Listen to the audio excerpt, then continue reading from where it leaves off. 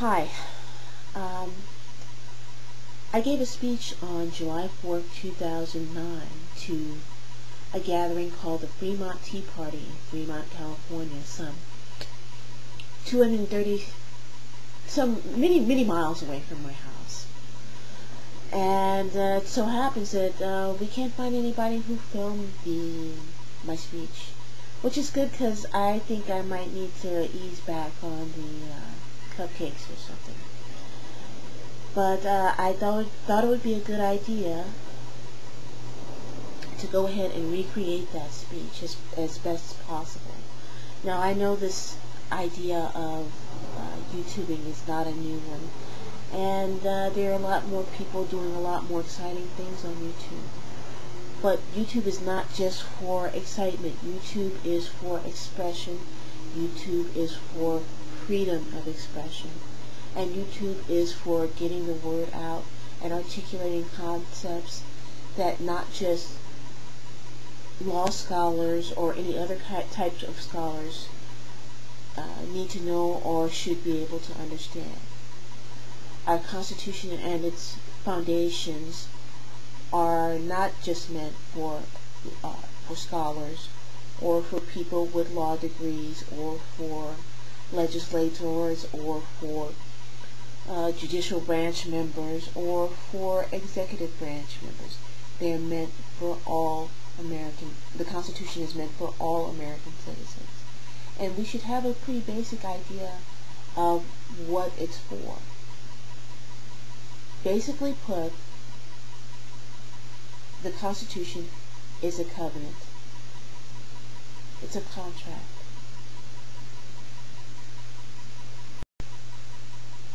Now, first of all, I'd like to dedicate this speech as I did on July 4th. I will dedicate it to the Oath Keepers, those who guarantee our independence with their bodies, with their blood, their sweat, their tears, and sometimes bring tears to our eyes. This is for them. Second of all, I'd like to thank two gentlemen who have supplemented my quite informal education with regard to what it means to be a citizen of this great country. Those two gentlemen are Thomas Sowell, who wrote Conflict of Visions, and Mark R. Levin, who wrote Liberty and Tyranny. Alright. First of all, we're going to talk about the bells and whistles of the Constitution. Because without these, the Constitution is just words. Those bells and whistles are the Declaration of Independence and the Bill of Rights. The Declaration of Independence, of course, contains those famous words: all men are created equal and are endowed by their Creator with unalienable rights. The rights to life, liberty, and the pursuit of happiness. Then there are the Bill of Rights, the first 10 amendments to the Constitution. What those are not a list of items conferred by government. Those are a list of items conferred by God.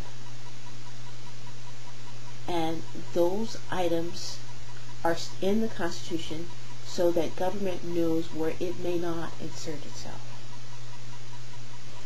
Barack Obama, the President of the United States, calls these rights negative rights. Basically because they tell the government what it may not do. But what we have here is a failure to communicate. That's what it's supposed to do. Because government is not always the good guy. As a matter of fact, most of the time it's not the good guy.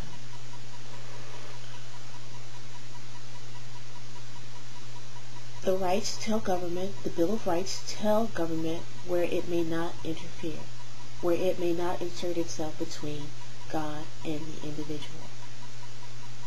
Many people who think about the founding of the United States and the founding fathers and their personal lives say to themselves, what is so great about them, about those men, about what they did, about what they said? What made them and their founding of this country so great? After all, these men were slaveholders, and the country was a slaveholding country. As if that were something different from what was going on at the time in other countries. The answer? The answer is that these founders envisioned a world where God was the preferrer of rights. These men envisioned a world where God said, these are your rights, these are your freedoms. And God has always been an advocate of freedom for his creations, even in the garden. After all, if Adam had not been free, he would not have been free to disobey God. Now, back to the founding. Many people think that this country was founded in, to use again the words of President Barack Obama, original sin. Because when the 13 colonies formed the United States, the southern states were slaveholding states and the northern states were not. I suppose that if the North had not compromised with the South, if the North had said, we are not going to let you in this union, or we're not going to form a union with you while you are holding slave states to the southern states. If they had said that to the southern states, the South would have said, okay, we're going to form our own nation. One wonders what would have happened to the slaves in such a nation, in the southern nation, where slavery was the law of the land in the entire nation. As such, however, the North decided to compromise and say to the South, okay, you can keep your slaves, but you can't have representation for all the slaves, especially since they don't vote, and especially since their citizenship is up in the air. So, the North compromised with the South. But if you sit back and you think about it clearly, the North had the upper hand. Rather, the United States had the upper hand all along. After all, it had put those words in the Declaration of Independence. It put the words, all men are created equal and are endowed by their Creator with these rights which cannot be taken away. All men. That was spelled out in that declaration in the beginning when the South joined. It was almost as if the South didn't know what it was signing up for. What it was signing up for was the eventual freedom of African descended slaves and the eventual guarantee of the rights of these slaves.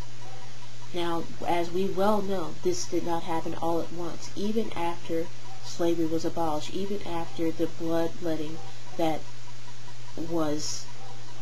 precipitated the abolition